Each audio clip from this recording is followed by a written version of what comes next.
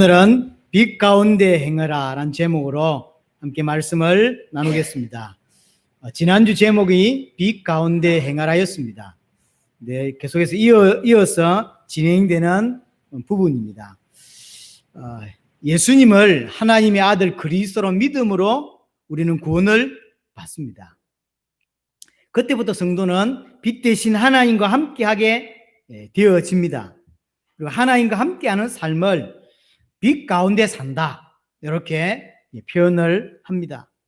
요한이 편지를 쓰면서 오늘 편지를 쓰면서 빛 가운데 행하라고 이야기를 합니다. 초대교회나 우리에게 이 시대의 교회의 가장 큰 문제 중에 하나가 뭐였냐면, 분명히 믿는다고 말하는데 믿는 자의 삶은 없는 거예요. 그래서 많이 혼란스러운, 분명히 믿는다고 말은 하는데 사실은 믿는 자의 삶은 나오지 않는, 거기에 대해서 지금 요한이 답을 주고 있고, 이 시대에 이 메시지가 사실은 답이 되는 것입니다. 분명히 구원받았다고 말은 하지만 구원받은 자의 삶은 없는, 구원받지 못한 자의 삶을 아직도 살아가는 사람들이 있습니다. 크게는 두 가지일 것입니다. 하나는 정말로 구원을 잘못 이해한 거예요. 구원을 못 받았는데 자기는 구원을 받았다고 생각을 하는 거예요. 예를 들어서 영접 기도를 따라 한 거죠. 그래서 이제 영접 기도를 시킨 사람이, 전도자가 당신 오늘 마음문을 열고 예수님을 그리스도로 영접했다, 당신 하나님의 자녀다, 혹시 교회로 못 온다 할지라도, 혹시 어떤 일이 있다 할지라도 당신 하나님 자녀다, 잊지 마라, 절대 놓치지 마라. 구원을 아직 못 받았는데 구원받았다고 확신까지 심어주는 거죠. 흔들리지 마라. 교회 안 와도 됩니까? 안 와도 된다. 당신 구원받았다. 그래서 일평생 교회 안 오면서 자기는 구원받았다고 생각하는 이런 사람이 있어요. 내지는 옛날에 유럽은, 또 미국 같은 나라는 기독교 바탕 위에 세워진 나라들이 많았습니다. 근본적으로 교회를 안 다니면서 생각으로는 하나님을 믿는다고 말해요. 제가 아는 어떤 분이 독일에서 목회를 하셨는데 한 번도 교회를 안 오셨는데 11조를 꼬박꼬박 보내드려요. 이 사람이 도대체 누구지? 그래서 물어 이렇게 해서 찾은 거예요. 아니, 교회도 안 오시는데 11조를 왜 합니까? 안 하셔도 됩니다. 11조 하지 마시라. 그랬더니 자기는 하나님 믿는다는 거예요. 부모님이 하나님 믿었고 나도 하나님 믿는데 교회는 가기 싫고, 그래서 하나님 대신 믿는다고, 예수 믿는다고, 그래서 예수 믿으니까 내 11조 보내는 거라고. 이렇게. 안 믿습니다. 믿는 거 아니에요. 자기 생각만, 난 하나님 믿어, 난 기독교인이야, 그런 사람이죠. 저 미국의 대부분이 많은 사람들은 난 크리스찬이야 라고 말해요. 그런데 실제 크리스찬이냐? 아니에요. 이런 케이스. 또 하나 케이스는 실제로 구원을 받았지만 구원에 대해서 깊이 있게 모르고 있고, 또 하나님에 대해서 깊이 있게 모르는 거예요. 모르니까 못 누리는 거죠. 휴대폰이 아무리 좋아도 그 휴대폰에 어떻게 쓰는지를 모르면 들고만 다니지 아무것도 할 수가 없죠. 혹시 구원받았다 할지라도 구원의 내용을 모르면, 내지는 하나님을 모르면, 그 하나님과 교제를 하거나 하나님을 누리거나 구원을 누리거나 할 수가 없겠죠. 똑같은 거예요. 마치 휴대폰만 들고 다니는 것처럼 똑같은 거죠. 이 초대교회도 이런 일이 있었던 거죠. 분명히 구원받았다고 말은 하는데 실제로 구원하고 전혀 상관없는 삶은 사는 거죠. 그러면서 말은 우리 구원받았어 라고 이제 한다는 거죠. 자, 일단 구원 못 받은 것은 빼고, 구원받은 사람이 어째서 구원받은 자의 삶을 살지 못하는가 라고 할 때, 제가 지난주에 이야기했습니다. 크게 두 가지입니다. 하나는 정말로 내 문제가 안 보이는 거예요. 내 문제가 죄로 인하여 하나님과 단절됐다라고 안 믿어지는 거예요. 머리로는 실제로 믿지만, 안 그래요? 머리로는 맞아, 죄 때문에 우리가 하나님과 단절됐어 라고 믿지만 실제로는 그렇게 안 믿는 거죠. 실제로는 경제 문제가 내 문제라고 느끼고 있고, 인간관계 문제가 내 문제라고 느끼고 있고, 그렇게 느끼는 거예요. 그러니까 사실은 그 문제의 해답 대신 그리스도를 보내셨는데, 해답 대신 그리스도 또한 내게 크게 보이지 않는 거죠. 내 문제가 심각한 문제가 아니에요. 근데 그 심각하지도 않은 문제를 이 땅에 보내신 예수 그리스도 위대한 분이 아닌 거예요. 이 두 개가 같이 보입니다. 왜 신앙생활을 하면서 신자의 모습, 조금 초대교회로 돌아가 보자면 왜 초대교회 성도다운 삶을 우리는 이 땅에서 살아내지 못하는가라고 할 때 이것 때문이에요. 그러나 요한은 이야기합니다. 정말로 빛 가운데 사는 사람은 몇 가지의 반응은 있다는 거죠. 그래서 예를 들어 영적인 교제가 일어나고, 왜냐하면 내가 받은 은혜를 받으니까 자연스럽게 그런 것들이 나누어지는 영적인 교제가 일어나고, 또 죄에 대해서 올바른 반응이 일어났죠. 죄를 멀리 하려고 하고, 그렇죠. 죄인이어서 하나님과 단절된 거기 때문에 죄의 무서움을 알고 죄의 힘을 안단 말이에요. 그러니까 죄를 가능한 안 지으려고 하고 하나님을 닮아가려고 하고 이런 반응을 있어요. 당연하겠죠. 그러면서 2장 초반부에 보면 계명에 순종하려고 하는, 정말로 예수를 그리스도로 믿는 사람은 그냥 사는 것이 아니라 언약에 순종하고 말씀에 순종하는 삶을 살아간다는 거죠. 또 하나 큰 것이 오늘 본문이에요. 그런 정말로 예수를 그리스도로 믿는 하나님의 빛 가운데 있는 자에게 이런 반응들이 나오는데, 오늘 크게 두 번째로 정말로 빛 가운데 있는 사람은, 하나님과 동행하는 사람은 형제를 사랑하게 된다는 거예요. 자, 7절로 돌아가 보겠습니다. 7절에 보시면, 사랑하는 자들아, 내가 새 계명을 너희에게 쓰는 것이 아니라 너희가 처음부터 가진 옛 계명이고 이 옛 계명은 너희가 들은 바 말씀이다. 그러니까 지금 이 7절만 읽어가지고 뭔 이야기를 하고 있는지는 분명히 모릅니다. 8절에 다시 내가 너에게 새 계명을 쓰노니 그의 계와 너에게 참된 것이라. 이는 어둠이 지나고 참빛이 벌써 비침이니라. 그래서 9절에 보니까 빛 가운데 있다 하면서 그 형제를 미워하는 자는 지금까지 어둠에 있는 자요, 그 형제를 사랑하는 자는 빛 가운데 거하여 그랬습니다. 뭔 이야기를 하고 싶은 거냐면, 정말로 빛 가운데 행하는 자는, 하나님과 동행하는 자는 형제를 사랑할 수밖에 없다는 거죠. 서로 사랑할 수밖에 없다는 거예요. 정말로 구원받았냐? 그렇다면 형제를 사랑하고 성도를 사랑하게 된다는 거죠. 왜 그러냐면 처음부터 있던 계명이고 지금도 있는 계명, 그러니까 옛날부터 존재했던 옛 계명이요. 그런데 8절에 보면 다시 내가 너에게 새 계명을 준다라고 하면서 하는 이야기가 결국 그거예요. 그러니까 옛 계명이면서 새 계명, 그 말은 항상 있었던 계명. 성도라고 하면 항상 가질 수밖에 없는 게 뭐냐면 사랑이라는 거예요. 8절에 보면 그렇게 표현합니다.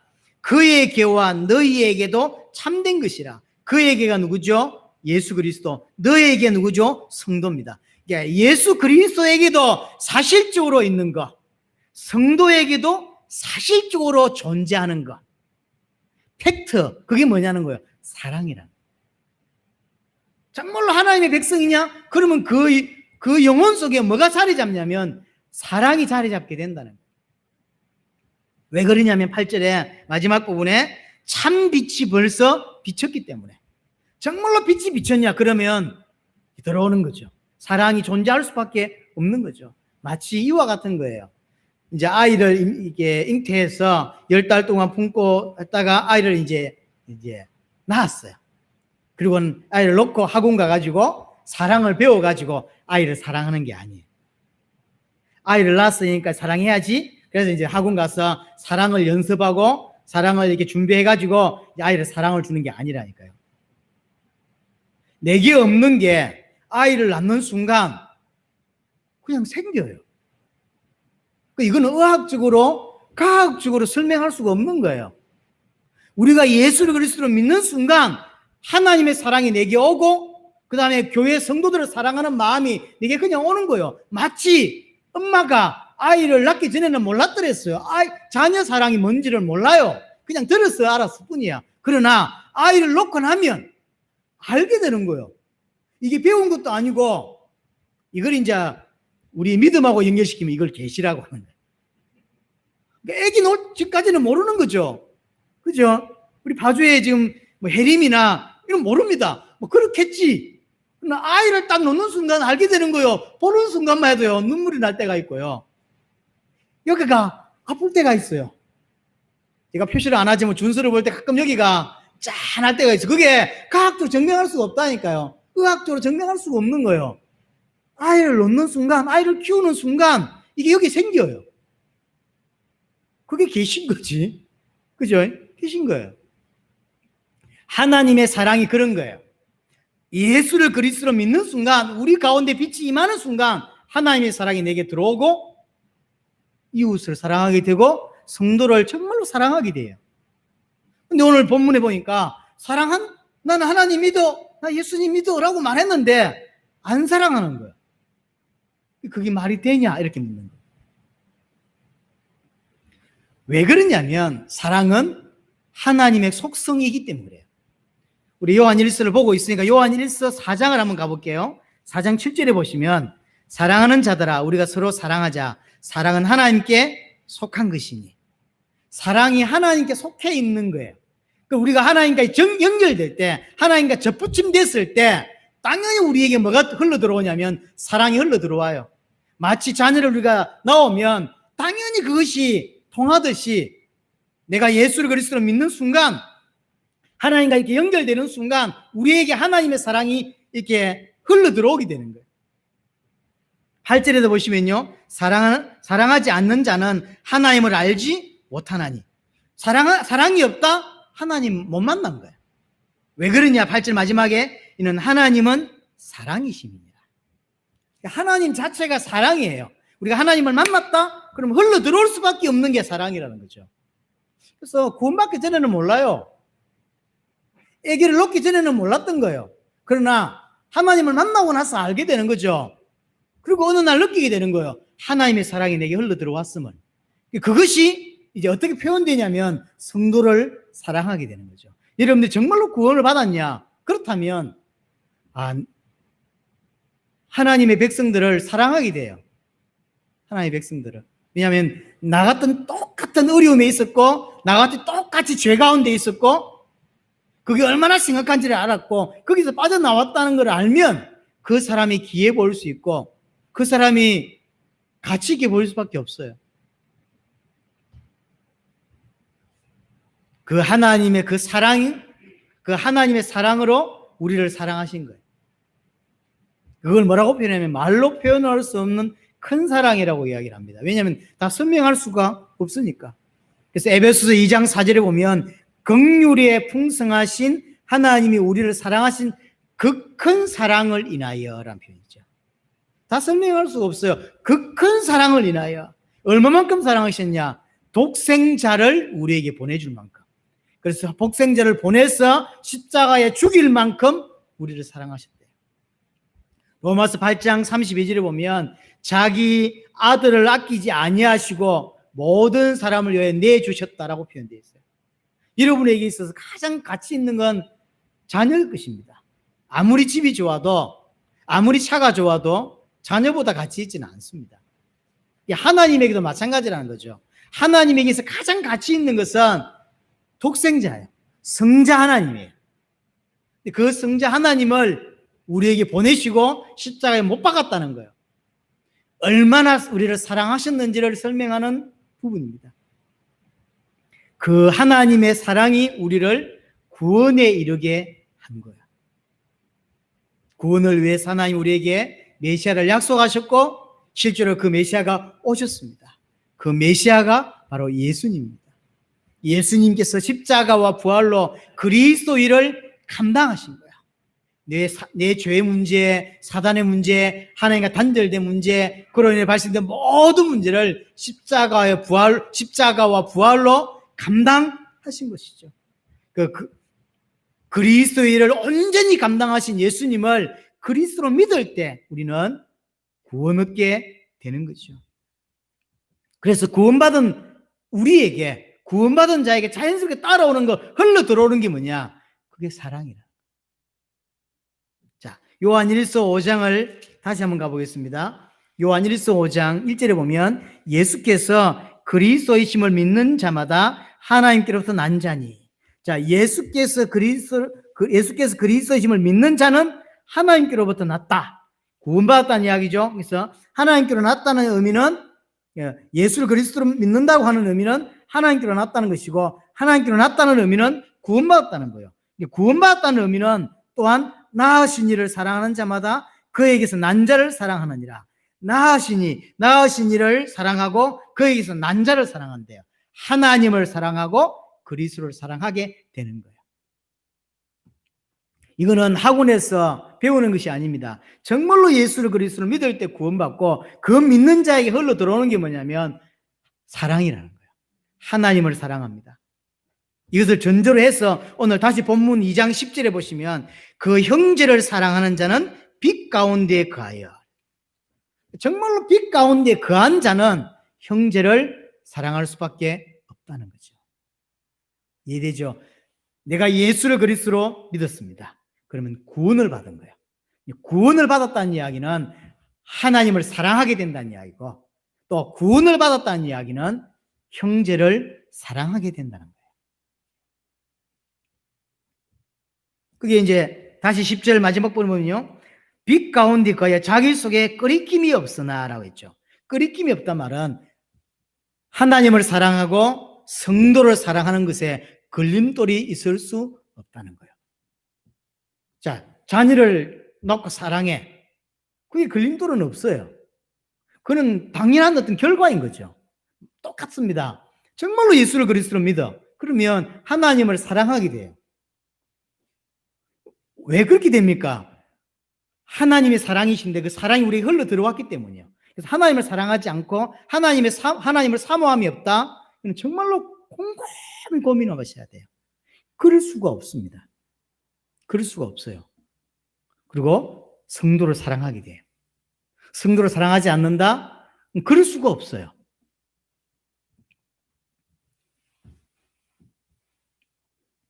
베드로전서 1장 22절을 한번 가보겠습니다. 요한일서 앞에 베드로후서고요. 베드로전서 1장 22절에 가보면 이렇게 표현되어 있습니다. 너희가 진리를 순종함으로 너희 영혼을 깨끗하게 하여 거짓이 없이 형제를 사랑하기에 이르렀으니.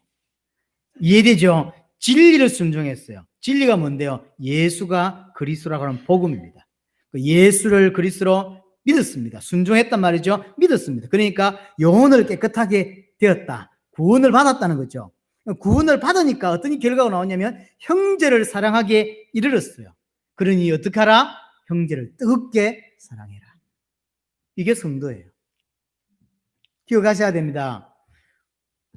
성도는 하나님과 연결됐어요. 빛 가운데 있게 됐습니다. 그 사람은 두 가지가 나타나요. 하나님을 사랑하게 되고 형제를 사랑하게 돼요.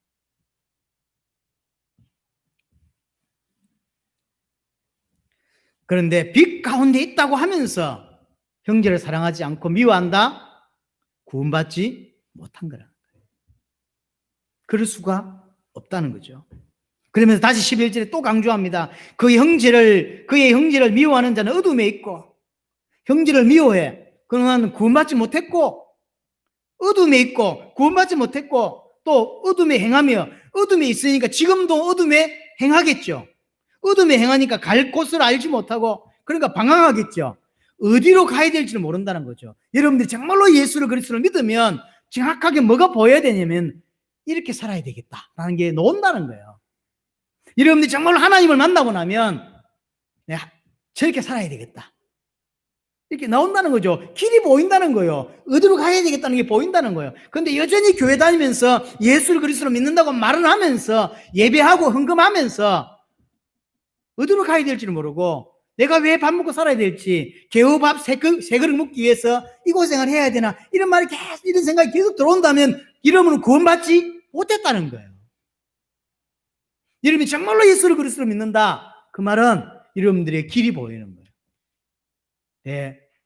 뭐 때문에 먹고 사는 거다, 이게 인생이지, 이게 보여야 돼요.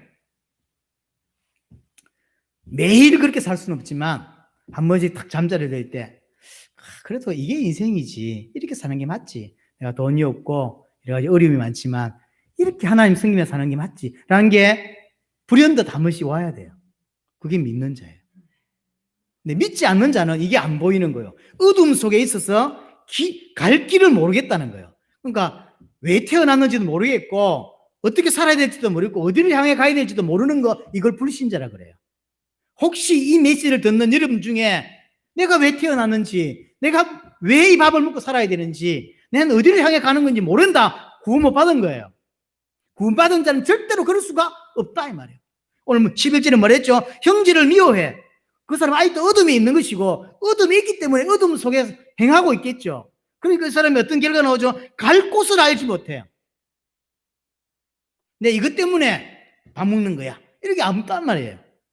아, 하나님이 이거 하려고 나를 태어나게 하셨구나, 이거 하려고 이 교를 다니게 하셨구나 하는 게 선명치 않다는 거예요. 이는 그 어둠이 그의 눈을 멀게 하였습니다. 우리 눈을 멀게 한 게 어둠이라는 거죠. 그러나 빛 가운데 거하면 빛이 탁 비추니까 보이잖아요. 세상이 보이고 보이잖아요. 보이니까 저렇게 가야 되겠구나, 난 저거 해야 되겠구나, 이게 보인단 말이에요. 그게 신자라는 거예요.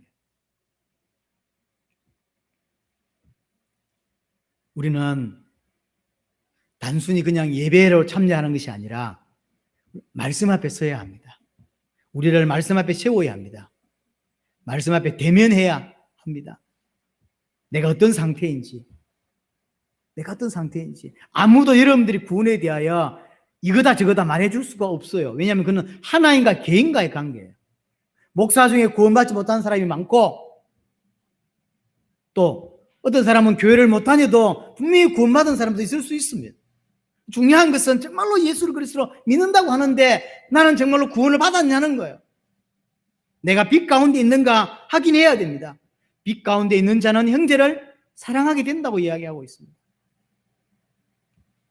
갈라디아서 5장에 보시면 성령의 열매에 대한 이야기 나오죠. 그 첫 번째가 뭐죠? 그 성령의 열매 첫 번째가 사랑과 희락과 이렇게 나오잖아요. 사랑이에요. 성령의 역사로만 우리에게 담길 수 있는 게, 채워질 수 있는 게 사랑이라는 거죠. 그러니까 진짜 구원받지 않으면은 실제로 있을 수 없는 일이라는 거죠. 정말로 내가 하나님과 사귀고 있는가? 그렇다면 믿는 자의 삶이 따라와야죠. 하나님을 사랑하고 하나님께 예배하고 싶고 말씀을 가까이 하고 싶고 교회를 사랑하고 성도를 이것들이 자연스럽게 배운 것이 아니라 따라오게 되는 거죠. 우리 성경 한 구절만 더 찾아보겠습니다. 요한복음 13장을 한번 가보겠습니다. 요한복음 13장 35절입니다. 13장 35절. 예수님이 제자들을 보고 하는 이야기입니다. 너희가 서로 사랑하면 이로써 모든 사람이 너희가 내 제자인 줄 알리라. 저 사람이 그리스도의 제자냐 몰라요. 근데 예수님은 뭐라고 표현했냐면 서로 사랑하면 제자로 확인되게 될 거라는 거죠. 제자는, 정말로 예수님의 제자는 서로 사랑할 수밖에 없다는 거죠. 자, 이런 기억해야 합니다. 내가 빛 가운데 있냐? 그러면 우리에게 뭐가 흘러들어올 수밖에 없냐면 하나님의 사랑이 흘러들어올 수밖에 없어요. 그래서 또 다른 사람을 사랑하고 귀하게 볼 수밖에 없는 거죠. 빛 가운데 행하라고 주님은 지금 말씀하고 있습니다. 요한일서 3장 11절에도 요한은요, 사랑에 대한 이야기를 참 많이 했습니다. 자기 각도에서 이런 이야기를 참 많이 했습니다. 3장 11절에 보면 우리는 서로 사랑할지니 이는 너희가 처음부터 들은 소식이라고 표현해요. 처음부터 있던 거, 내가 예수를 그리스도로 믿는 그 순간부터 내게 들어왔던 거, 그게 뭐냐면 사랑이에요. 23절에 보면, 요한일서 3장 23절에도 보면 그의 계명은 이것이니 곧 그의 아들 예수 그리스도 이름을 믿고 그가 우리에게 주신 계명대로 서로 사랑할 것이니라. 그러니까 정말로 하나님을 사랑하고 성도를 사랑하는 마음이 예수를 그리스도 믿는 순간부터 들어오는 거예요. 그래서 하나님을 사랑하고 하나님께 예배하고 싶고 교회가 가고 싶고 말씀이 듣고 싶고 성도가 보고 싶고 이런 그냥 자연스러운 현상이에요.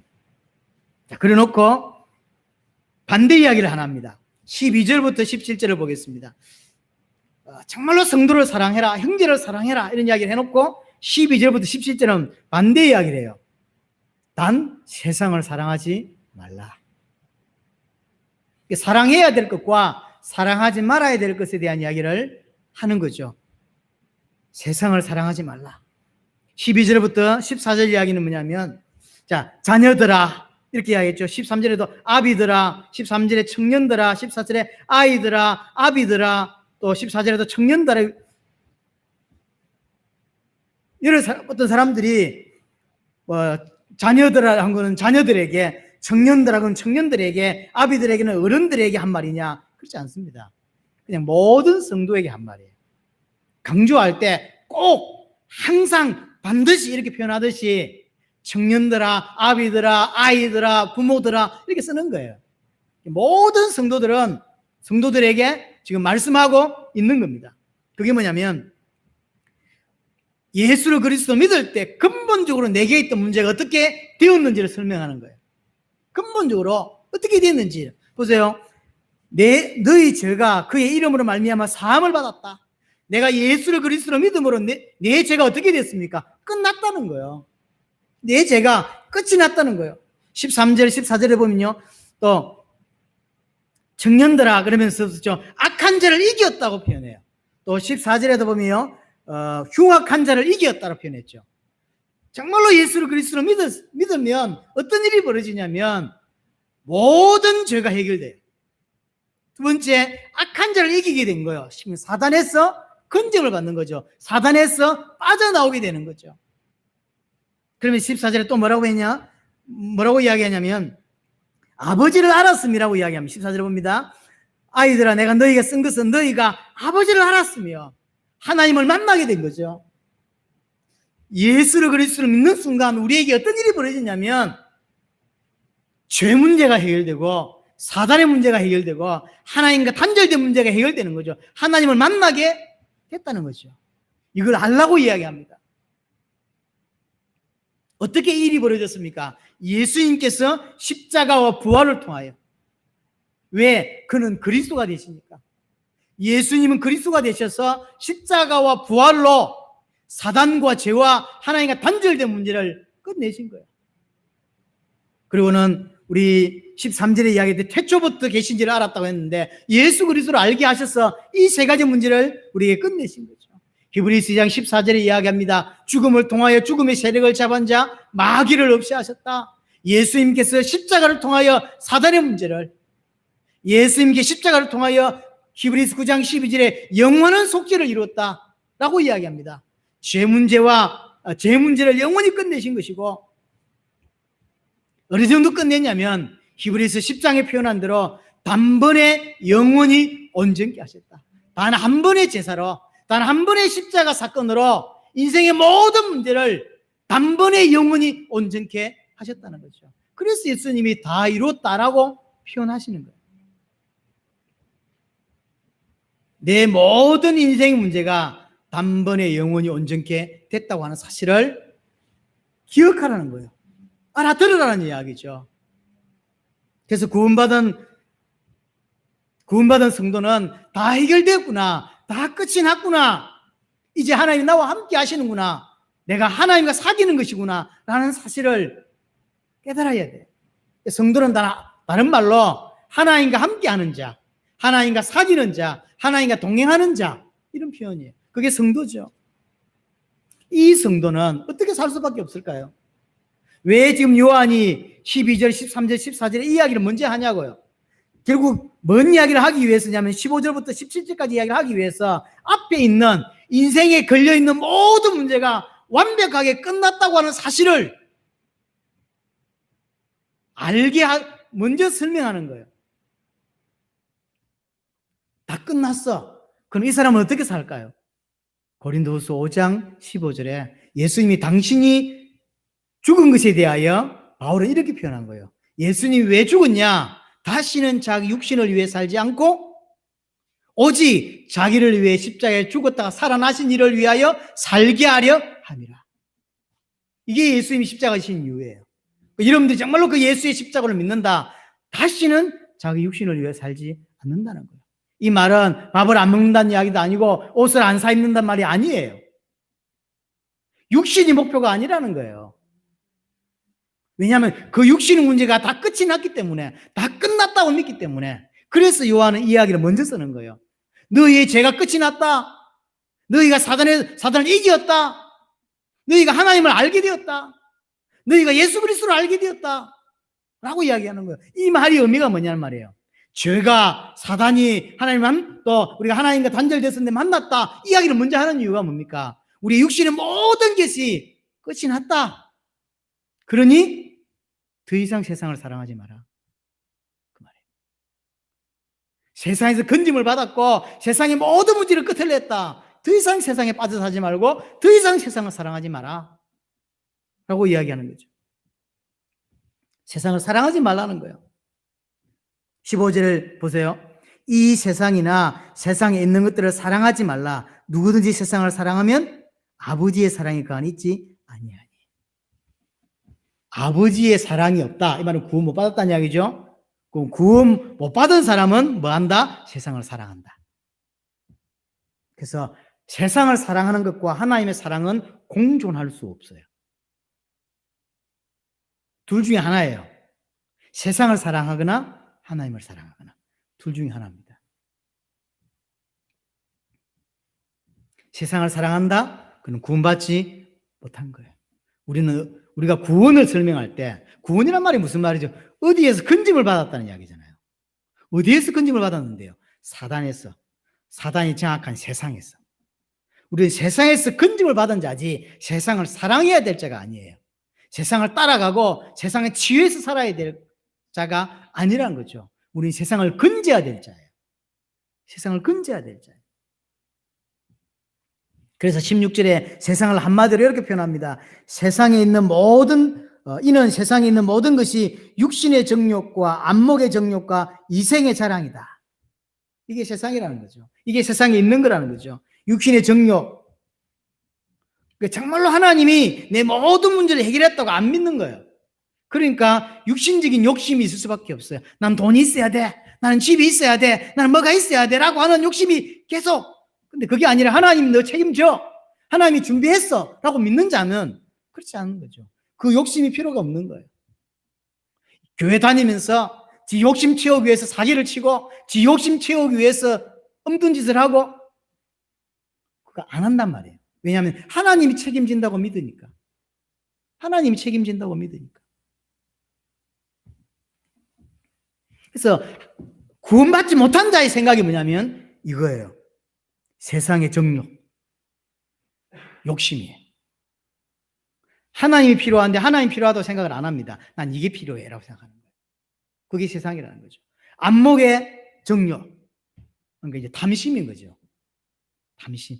이게 보이니까 하나님 나와 함께 계시다고 믿지 않으니까 욕심 날 수밖에 없는 거예요. 욕심 날 수밖에. 저거 해야 돼. 저거 갖고 싶은데. 그래서 범죄도 하고. 그래서 하나님이 나를 책임져. 하나님이 모든 문제를 끝냈어. 그런 게 있을 수가 없는 거예요. 정말로 하나님의 것이다. 자, 목사가 예를 들어서 제가 우리 준수한테 야, 내 은퇴하면 이 교회 네가 맡아서 해. 이러면 준수가 안 좋아하겠죠. 근데 큰 교회를 해요. 10,000명 모여. 10만 명이 모여. 그게 이제 자기 교회라고 생각되는 거예요. 다른 사람에게 넘기기가 아까운 거예요. 자기가 어떻게 헌신하고 자기가 어떻게 살아왔는데 그렇게 자꾸 아들한테 이제 주려고 하는 거죠. 다 반대하는데 막 꾸역꾸역 이렇게. 왜 그럴까요? 그 욕심이라니까요. 하나님을 안 믿는 거예요. 구원은 받았을지 모르지만 받은지 안 받은지 가봐야 하는 거고 모르겠고요.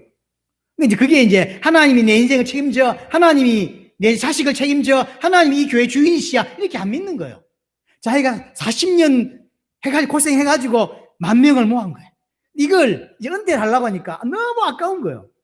그러니까 이제 자식이 없으면 조카에게. 전 교회가 반대를 하는데도 전 기독 교회가 얼마나 반대합니까? 근데 자기 자식에게 주거든요. 그 월요일 날 밤에 Sing Again이라고 하는 그 프로가 있어요. 그게 독특한 애 한 명이 나와. 이성윤이라고 독특한 애 나왔는데 얘가 왜 이슈가 됐냐면 그 바로 이재철 목사님의 아들이기 때문에. 이재철 목사님은 대한민국에 손꼽히는 목회자입니다. 불신자로 살다가 그 지금의 사모님을 만나서 구원받고 목사가 됐고, 신학생이 가장 만나고 싶어하는 목사님 1위가 그 이재철 목사예요. 이분이 엄청난 목회를 크게 해놓고 은퇴하면서 영원히 나를 잊어라. 그렇게 나갔어요. 그런 면에서 존경받을 만해요. 자기 게 아니라는 거예요.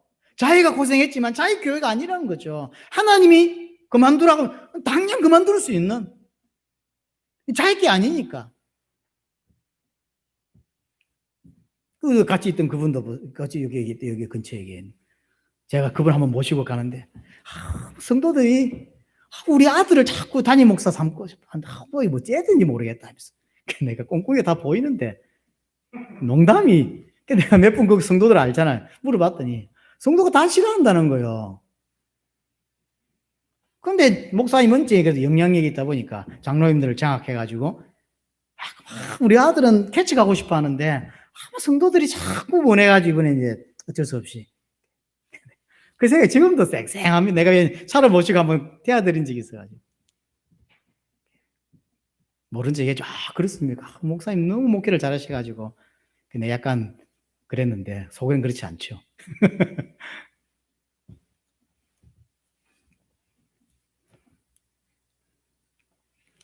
참 안타깝죠. 안 믿어요. 내 인생이 하나님이 주인이다라고 안 믿고, 이 교회 주인은 하나님이다라고 안 믿는 거예요. 이런 게 생기는 거죠. 근데 이생의 자랑, 하나님이 없으니까 세상에 저것들이 좋아 보이는 거예요. 그게 따라가고 싶어하고, 그게 쫓아가고. 16절에 이야기합니다. 다시 세상으로부터 온 것이 다 아버지부터 온 것이 아니요 세상으로부터 온 것이. 이 모든 것들이 세상은 하나님께로 놓은 게 아니에요. 이 말은 하나님이 안 지었다 이 표현이 아닙니다. 세상에 있는 많은 것들, 기준들이, 사람들의 살아가는 삶의 기준이 하나님으로부터 놓은 게 아니란 말이에요. 그래서 세상을 사랑하지 마라. 성도를 사랑하고 하나님을 사랑해야 되는 게 성도이지, 세상을 사랑하고 세상을 따라가고 저거 돈 된다고 하니까 따라가고, 그게 성도가 아니라는 거죠. 17절에 결론적으로 이야기합니다. 이 세상도 정욕도 지나가되 오직 하나님의 뜻을 행하는 자는 영원히 거하느니라. 다 지나가는 거예요. 영원하지 않습니다. 여기에 우리는 나그네로 왔다는 사실 잊지 말아야 돼요. 나그네예요. 잠시 있다가, 하나님의 시간에 비하면 하나님의 시간은 영원이에요. 근데 우리는 인간의 시간으로 좀 오래 살면 80년, 조금 작게 살면 그것도 작기죠. 그 밖에 살지 않는데 하나님의 시간 볼 때는요, 정말로 한 점도 안 되는, 하나님이라는 시간 속에서는 한 점도 안 되는 인생을 살면서 그렇게 사는 거예요. 재림 때 다 불타 없어질 거예요. 이런 염세주의가 되란 말이 아닙니다. 다 필요 없다. 돈도 필요 없다. 뭐도 필요 없다. 그 염세주의거든. 그 말이 아니에요. 하나님 왜 우리를 직장 다니게 하고, 왜 가정을 이루게 하고 합니까? 그걸 통해서 세계복음만 하려고. 그렇죠. 돈도 벌게 하고, 그것 때문에 자식도 키우고, 그러면서 세계복음을 감당해 가려고 그렇게 하는 거예요. 자, 정리하겠습니다. 빛 가운데에 있는 자는 몇 가지 특징이 있다는 거죠. 정말로 영적인 교제도 일어나고, 죄에 대해 올바른 것도 일어나고, 말씀의 순종도 있고. 그러면서 오늘 메시지는 그의 가장 중요한 게 하나가 뭐냐면 사랑이라는 거죠. 하나님께서 흘러 들어왔기 때문에 당연히 사랑할 수밖에 없는 거죠. 그래서 단순히 사랑하자는 말이 아니에요. 나를 말씀 앞에 씌워봐야 돼요. 반대로 우리는 사랑해야 될 게 사랑하지 못할 때 세상을 사랑하게 되는 거예요. 세상은 사랑해야 될 때가 아닙니다. 모든 문제를 주님이 끝내셨고 이제 그 세상을 살리라고 이야기하는 거예요. 세계 복음만 하라고 이야기하고 있는 거예요. 세상을 따라가야 되는 게 아닙니다. 세상은 사랑하지 말고 우리는 성도를 사랑하고, 그리고 언약을 따라 순종해 가야 되는 게 저와 여러분들입니다. 이 메시지를 들으면서 뭔가 조금 더 결단하거나 뭔가 조금 더 열심히 하자는 이야기 아닙니다. 내 자신을 깊이 있게 돌아보자는 거예요. 말씀 앞에 세워야 합니다. 나를 말씀 앞에 세워야 돼요. 내가 구원을 받았는가? 내가 빛 가운데 있는가? 확인하고 내가 빛 가운데 있음에도 왜 그럼 이렇게 사는가? 돌아보셔야 돼요. 내 문제가 정확하게 보여야 되고 그 문제의 심각성이 보여야 되고 예수님이 크게 보여야 돼요. 이번 선교사 말씀 사경에서도 그 이야기가 나왔어요. 많은 사람들은, 많은 목회자들은, 많은 성도들은 예수님 자체보다도 예수님에서 나오는 플러스 알파에 더 관심이 많은 거죠. 예수님께 주실 수 있는 어떤 응답, 예수님께 주실 수 있는 역사, 예수님께 주실 수 있는 기적, 여기에 관심이 있지 예수님 자체에 관심이 없는 올바른 신앙이라고 볼 수 없어요. 지금의 나를 정확하게 진단하고 나를 빛 앞에 세워야 합니다. 구원받지 못했는데 내가 구원받았다고 착각하고 있었는지 아니면 구원받았는데 내가 내용이 없어서 하나님을 깊이 있게 사귀지 못해서 사실은 누리지 못하는 것인지 내 자신을 돌아봐야 돼요.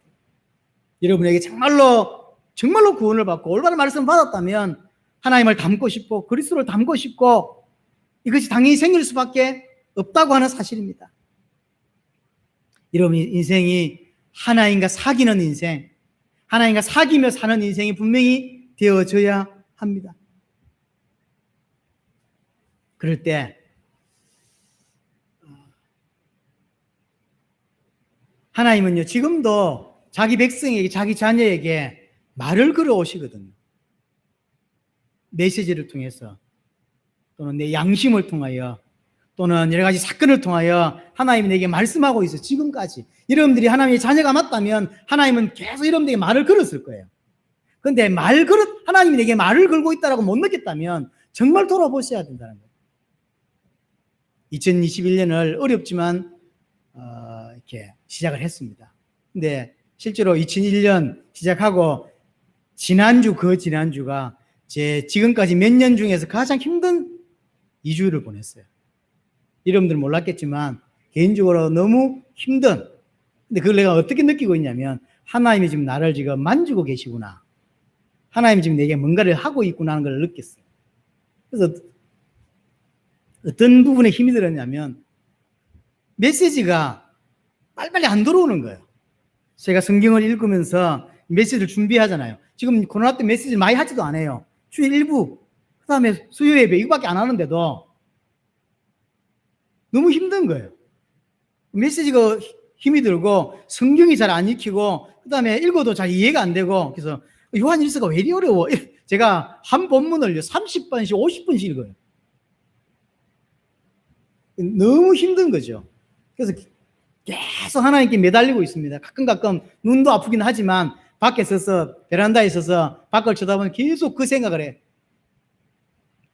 네게 말씀을 달라는 이야기와 제가 성경을 읽고 하나님을 더 알기를 원하는데 그 은혜를 달라고, 그 다음에 내가 할 수 있는 세계복음은 뭔지를 계속 하나님께 묻고 있습니다. 내가 국내에서 아무리 생각해도 올해는 해외 나간다는 건 불가능해요. 그럼 국내에서 내가 할 수 있는 세계복음은 뭘까? 하루도 수백 번씩 하나님께 질문하고 있습니다.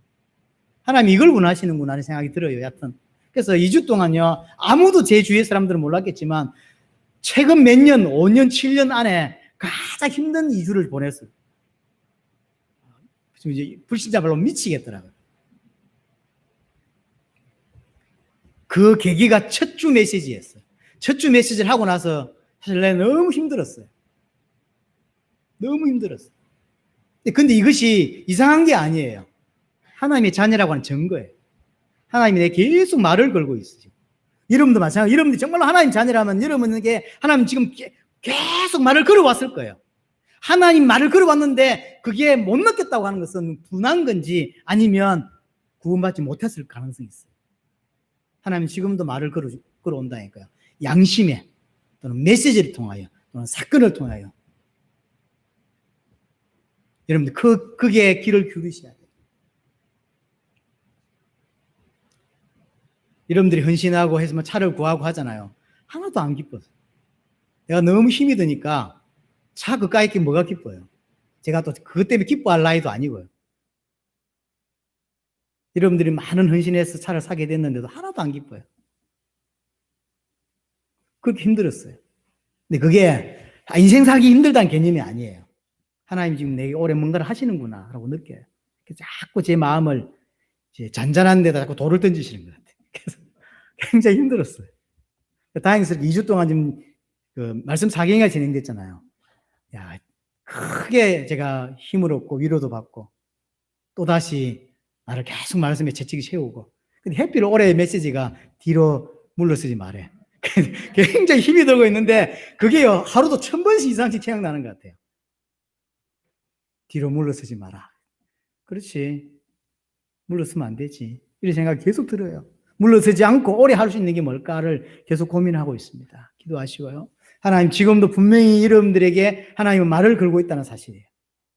이게 그게 여러분들이 반응하셔야 되고 그게 길을 기울일 수 있어야 합니다. 왜냐하면 하나님은 우리와 사귀기를 원해요. 하나님은 우리와 교제하기를 원하고 동행하기를 원하신다고 하는 거죠. 여러분에게 큰 은혜 있게 되기를 바랍니다.